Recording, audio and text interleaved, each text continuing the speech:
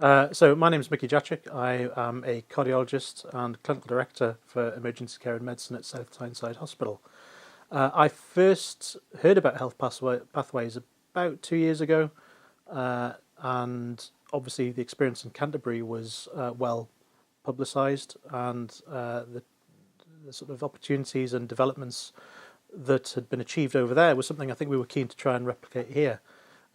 I think we felt that we had a good relationship with our colleagues in primary care, but we're keen to really sort of extend and explore that further. So Health Pathways was a good opportunity really to try and sort of develop that further.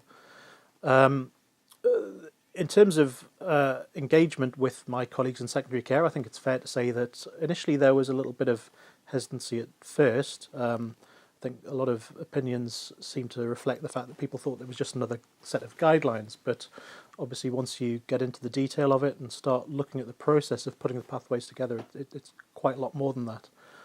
And I think the key advantage potentially to us is that it offered us something that was localized, it was relevant to the needs of our patients in our community, and it was agreed between clinicians in primary and secondary care.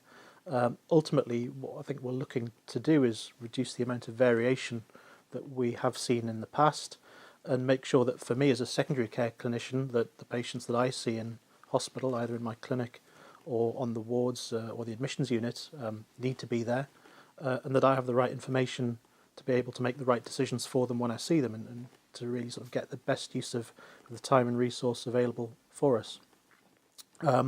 So my involvement was also as a subject matter editor, meeting with my colleagues from primary care to sort of develop the pathways and customise them for our own use. And the process was fairly straightforward, to be honest. A lot of the guidelines had already been drafted in other areas, and it was a case of adapting them for our needs and what was available in our secondary care service and relevant to the needs of our primary care colleagues. So it didn't take too long to do that, and I think what we've found is it's been very well received. We know that certainly as a cardiologist, a number of our pathways are featuring regularly in the top 10 hits every month, and there is a bit of healthy competition between ourselves in secondary care to see who can produce the pathways that are getting the most viewings and hits.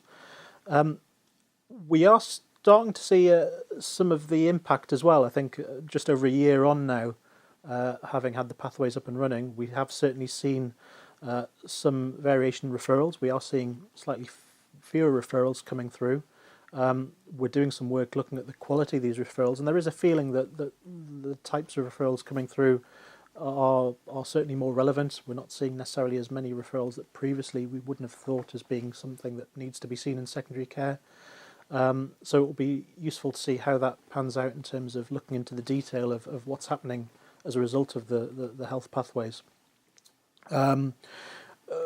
One of the things we're keen to look at exploring further as we go forwards is, I think we're very much focused on the upstream part of the pathway. So what happens when patients present to their GP, what happens in terms of that first contact to referral.